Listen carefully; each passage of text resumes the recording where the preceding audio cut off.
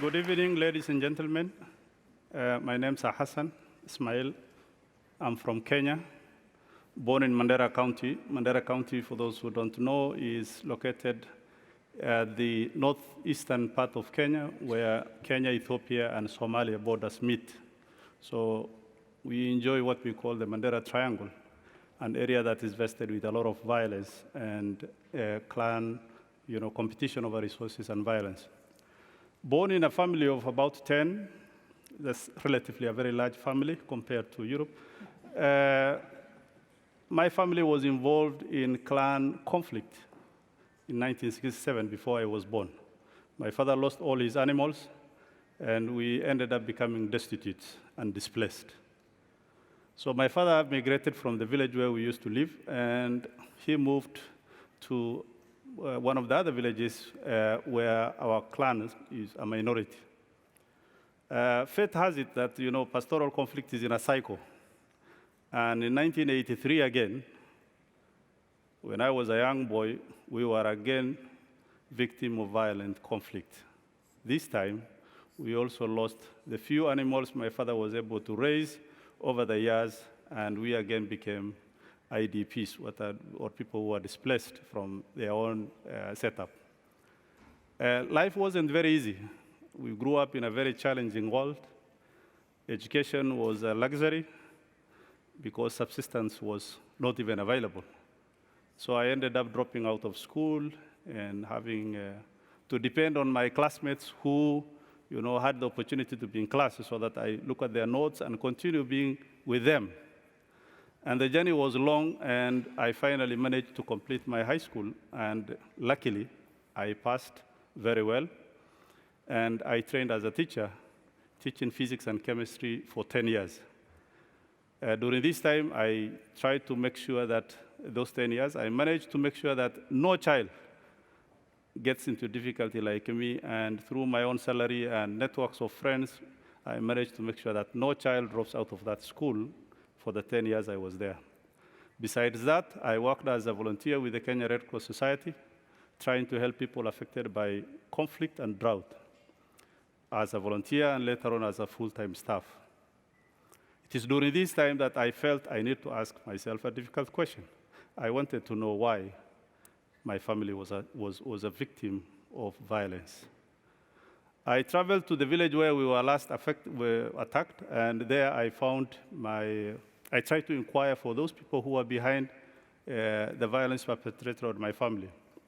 Luckily, after many inquiries, I was able to establish who was the ringleader of the clan militia that took our animals. I could remember vividly. I was a young boy, but I was seeing him, beat my mother, my sister, younger brother of mine, and many members of the family, and they drove all our animals. So I was lucky to escape out when the attack was taking place. But I knew I really needed to see who was this person. I managed to sit with him. By then he was old, weak, and frail. He looked deprived, and time was not very good with him. So he was like in really problems. So I shared a cup of tea with him and tried to ask him what motivated him to attack our family. And after some discussions, I came to the conclusion he was remorseful. He felt it was a very bad thing for him to do. And two things happened to me. For one, I had to be at peace with myself, not to think a lot about my past. Why?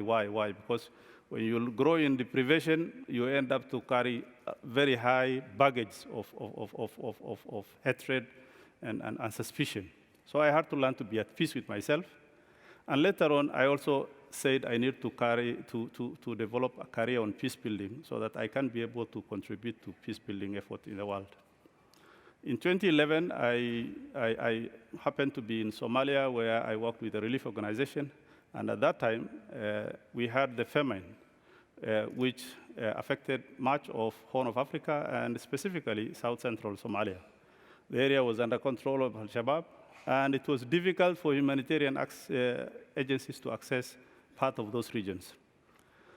And so the call was, come to Mogadishu, where it is government-controlled, go to Dolo, where in Ethiopia there is an IDP camp, or go to Dadaab in Kenya, where there is a refugee camp. So people who are weak and poor are really affected in that kind of circumstances. I therefore try to use elders and religious leaders to broker negotiation with Al-Shabaab to offer humanitarian access to South Central Somalia.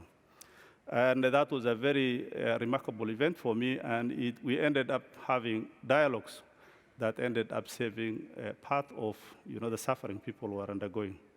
And I remember receiving a call from Andrew Michel, the Secretary of State for UK government for the international development, who called me while I was in the field, telling me, we really recognize your effort, because it was something that was very difficult, and negotiation outside the conventional people we know was one of the biggest challenges. I later on returned back home and found that I really need to work to deal with this series of violence, and I joined Interpeace, and in partnership with a national a government-led agency, International Cohesion and a commission in Kenya, we ended up working on peace building in Mandera County. One thing that I had learned while working with the local communities is that conflicts are always evolving, but we always have people who can be of help to us. Two things were big challenges to us. One was lack of social reconciliation because of the recurrent violence that happened in the region, and also lack of trust between security officers. General Brigadier just talked about. When they're in uniform and guns, they really become very fearful. So there was lack of trust between security and local population. But we came to realize that beyond the uniform, we are very similar. Just removing the uniform and the gun, we are very similar. For every action, I think we always have a reaction, and therefore the global challenges we always face is something we really need to see how we can engage. I always want to probably pose a question by asking you, how many sides does a coin have? I know many of us will always say, it is two. And of course, it is true, because it has the head and the tail. For many of us who use coins, I think we have the head and the tail. This is my perspective and your perspective. But what we fail to recognize is that the coin, the head and the tail, is being held together by the edge. The edge is the bridge in peace building. It is that area where we don't want to engage. It is that area where we don't want to touch. It is the terrorist group we don't want to engage. It is the other clan militia. It is the other group. It is the many, many, many things that we really don't want to talk about. And I want to challenge every one of us that peace is not going to be available on the two sides of the coin. We really need to work on the edge so that we're able to perceive, try to have a world that is peaceful. Because the world is a very small place, and a global area where whatever affects anywhere, it's going to affect all of us. So mine is to ask every one of us to make sure that we try to see the third side of the coin, so that we're able to bridge divided communities across the world. Thank you very much.